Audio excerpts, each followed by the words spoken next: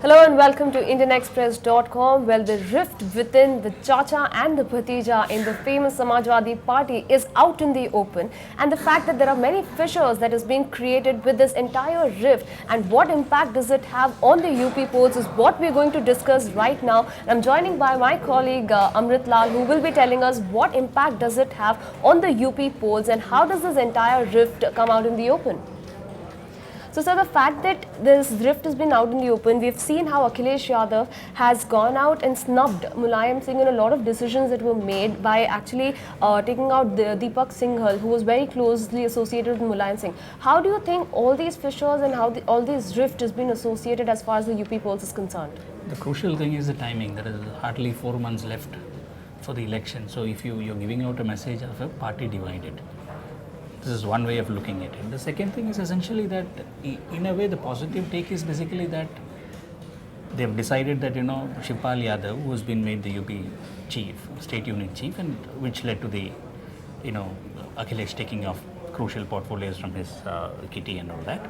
He has said that, I'm not there to pick up a fight with Akhilesh. So it seems to have fizzled out, even if the message which has gone out is essentially of a party divided. So in one way, it could be Akhilesh could say that, look, I'm different from the older generation. I'm trying to put systems in place.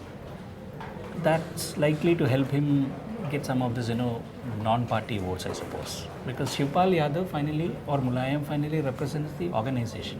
Right. And SP is a cadre organization, which is why even in those elections when they really badly lose, they usually have about 20 to 25% vote. And that is likely to remain intact. 20% vote. So it's a question of who gets this non-party vote, which could be on the basis of a development agenda or a governance agenda, which is what Akhilesh's USP is. Right, but this clearly seems to be like a domination of dynasty over the fact that it's a party affair. This entire rift that is coming right now. Yes, but that's unfortunately that's the Indian political story. I mean, barring the left and the communist parties and BJP, almost every other party is a family-run outfit. And what is ironic is that most of these parties actually grew out of mass movements. So take a party like DMK, which is now controlled by the Karunanidhi family. It was an outcome of the Dravidian movement. Right.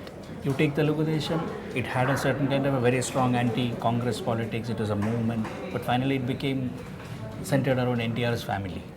TRS, the same thing, Telangana Rashtra Samiti. Right. All these outfits, whether it's RJD, even Samajwadi Party, I mean, Lohia, they claim themselves to be Lohiaites, but the Lohia politics is exactly the opposite of what we see now. It didn't patronize families or talk about, patronage politics of the kind which we witness in UP and Bihar these days. That had a very different kind of an emancipatory agenda and ideal about it. Everything has now shrunk to one family, be it in Tamil Nadu, be it in Kannada, in Andhra Pradesh, or be it in UP. So it's the reality. It reflects a certain reality of Indian politics. There's nothing we can do about it. So, what essentially did Akhilesh Yadav mean when he said that the war is within the infighting is within the government and not in the party? I think, though it looks like a family feud, there were certain interesting questions which came out of it. What is the relationship between the party and the government? What is the kind of relationship it ought to be between these two? So these kind of questions have, and also within the government, the kind of alliances how do you expand your party? Now Mulayam and Shivpal Yadav seem to have a certain kind of idea about it, which is essentially reaching out, outreach to community leaders, taking in, representative groups, etc. Which goes in with the Samajwadi Party's identity politics.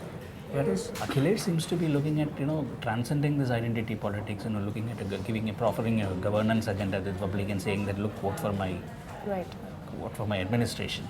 And so in that sense, when he says that it's not family, it's about government, it could be basically that he is positing a certain form of conducting politics, conducting administration, whereas Shivpal represents a different kind of a view, an older view perhaps. So clearly it is going to open space for more internal party democracy as far as this entire rift that we're seeing right now is concerned. That's one way of looking at it. I mean, because usually within the dynasty parties, questions are never asked about leadership. There's kind of open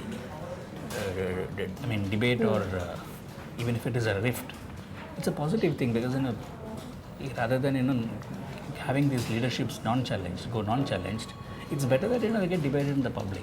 Well, then it's let to be seen how this rift goes on in coming days and what really happens for the Uttar Pradesh polls, which is scheduled in a couple of months from now. Thank you so much, Amrit Lal, for getting us all these details. For more news and updates, log on to IndianExpress.com.